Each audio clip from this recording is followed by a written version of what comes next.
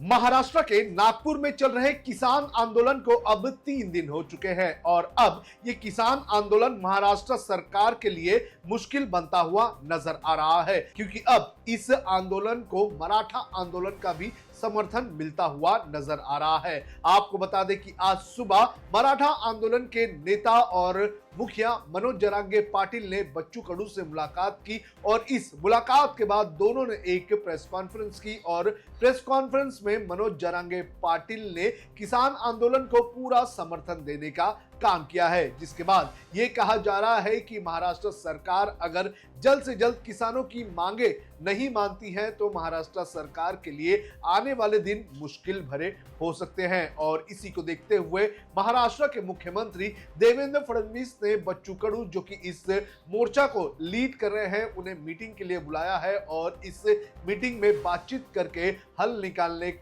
की बात कही है। मनोज जरांगे पाटिल के इस आंदोलन में शामिल होने से कितना बड़ा खतरा महाराष्ट्र सरकार को हो सकता है, यह आपको बताएंगे और साथ ही साथ ये भी आपको बताएंगे कि किसानों की मांग क्या है और किसान क्यों पीछे हटने के लिए तैयार नहीं है। नमस्कार, आप देख रहे हैं लोकमत हिंदी, मेरा नाम है सोनू कनौजिया। आपको बता दें कि पिछले 3 दिनों से जो महाराष्ट्र के किसान हैं वो यलगार मोर्चा के तहत नागपुर पहुंच चुके हैं और यहां पहुंचकर वो नागपुर बॉर्डर पर प्रोटेस्ट कर रहे हैं। उनका ये कहना है कि अगर उनकी मांगे नहीं मानी गई तो उनका आंदोलन तीव्र हो जाएगा और आंदोलन के तहत गाड़ियां भी रोकने का काम किया जाएगा। रोड पर गाड़ियां तो रोकी गई, लेकिन ट्रेनें रोकने की बात भी बच्चू कडू ने की थी। और इसी कड़ी में आज मराठा आंदोलन के नेता मनोज जरांगे पाटिल ने भी बच्चू कडू से मुलाकात की। इस मुलाकात के बाद दोनों नेताओं ने प्रेस कॉन्फ्रेंस की,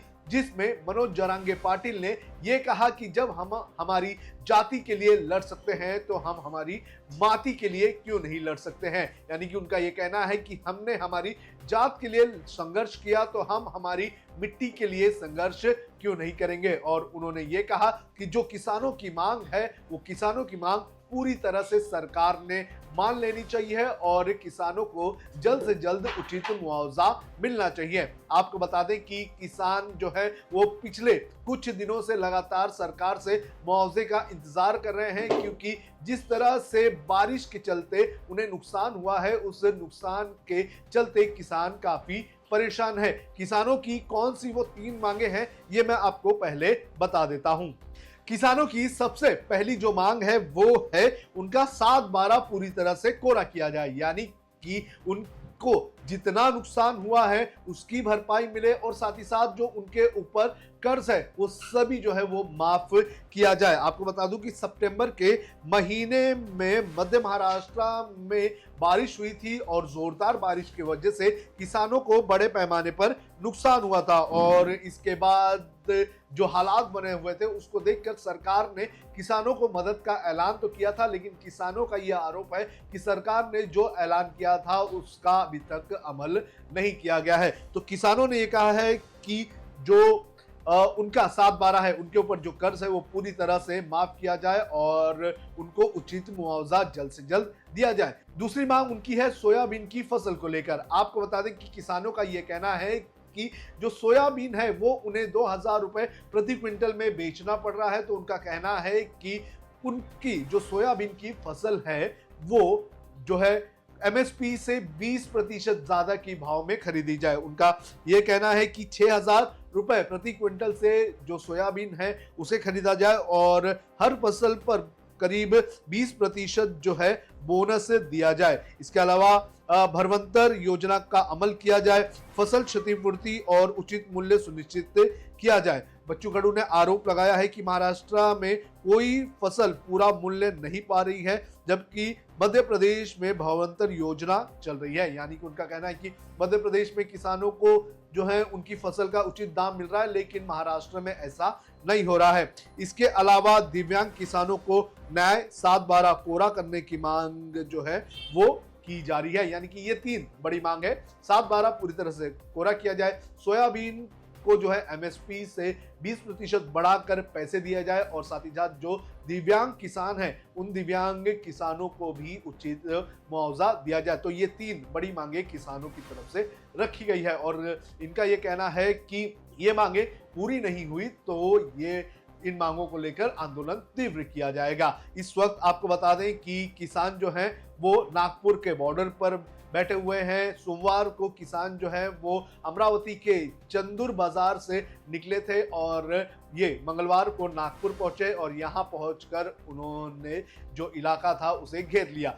इस आंदोलन के चलते, इन किसानों के मोर्चे के चलते बड़े पैमाने पर ट्रैफिक की व्यवस्था भी खराब हो गई थी। हाईवे जाम कर लिया गया था। महाराष्ट्र से कर्नाटक, महाराष्ट्र से मध्य प्रदेश जाने वाले कई जो ट्रक हैं वो अटक गए थे और लोगों को लगभग कई घंटों तक ट्रैफिक में जूझना पड़ा। हालांकि इस पूरे मामले को देखते हुए बॉम्बे हाई कोर्ट ने भी मामले की संज्ञान लिया और जो आंदोलनकारी हैं उन आंदोलनकारियों को ये कहा गया कि वो जो है जो हाईवे है उसे खाली कर दे, जिस पर बच्चू कडू ने यह कहा कि हमारी मांगे पूरी होगी तो हम जो हाईवे है वो खाली कर देंगे, लेकिन अगर मांगे पूरी नहीं हुई तो हम गिरफ्तारी देने के लिए भी तैयार हैं। सरकार ने किस तरह से किसानों को मुआवजा देने का ऐलान किया था ये भी मैं आपको बता देता हूं। अब जब सितंबर के महीने में बारिश हुई थी तो महाराष्ट्र के 29 जिले जो है वो बारिश की वजह से काफी प्रभावित हुए थे। इसमें 253 तालुका और 2060 मंडलों के किसानों को भारी नुकसान हुआ था। 65 mm बारिश हुई थी और इसके बाद इन किसानों को पुनर्स्थापना के लिए 31,628 करोड़ रुपए के राहत के पैकेज का ऐलान जो है महाराष्ट्र सरकार की तरफ से किया गया था। इसमें अगर देख लिया जाए किसानों को शुल्क भूमि पर खेती करने के लिए प्रति हेक्टर 18,500 रुपए की मदद देने की ये ऐलान किया गया था। इसके मौसमी सिंचाई के लिए 27,000 और सिंचाई के लिए 32,500 प्रति हेक्टेयर मदद देने का ऐलान किया गया था। तो इस तरह से ये पैकेज जो है दिवाली के दौरान देने का ऐलान किया गया था। इसके अलावा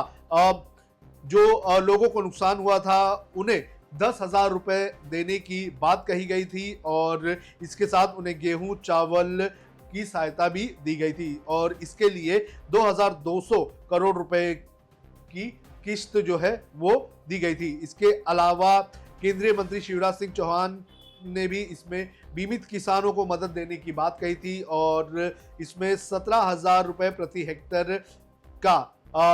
की मदद देने की ऐलान की गई थी और इस पूरे नुकसान के लिए जो केंद्रीय कृषि मंत्रालय है उसकी तरफ से 18,000 करोड़ रुपए से अधिक का प्रावधान किया गया था। आपको बता दें कि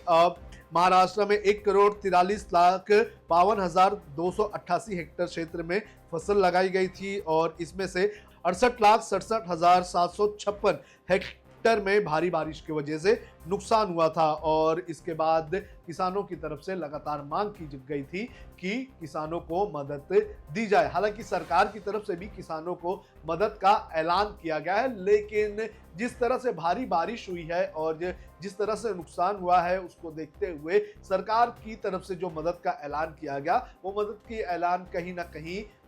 कम जो है वो सामने आ रही है। अब 7 बजे, आज शाम 7 बजे जो बच्चू कडू हैं उन्हें मीटिंग के लिए बुलाया गया है और इस मीटिंग में बच्चू कडू के साथ जो नेता 6 से 7 नेता जो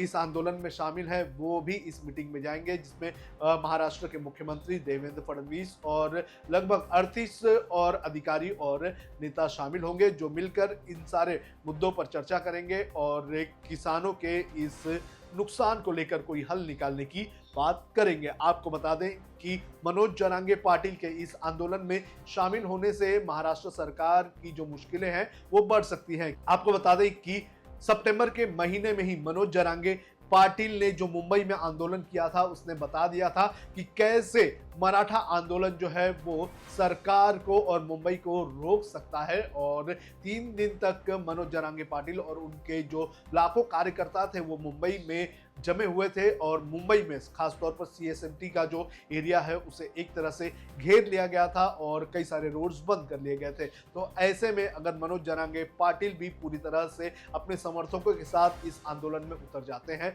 तो जाहिर तौर पर महाराष्ट्र सरकार के लिए मुश्किल का सबब बन सकता है और इसका सीधा असर आने वाले जो महाराष्ट्र में बड़े पैमाने पर म्युनिसिपल कॉरपोरेशंस के चुनाव होने हैं उस पर असर पड़ सकता है। किसान विरोधी सरकार का एक इमेज बन सकता है और जो विपक्षी पार्टी है वो इस इमेज का फायदा बड़े पैमाने पर उठा सकते हैं।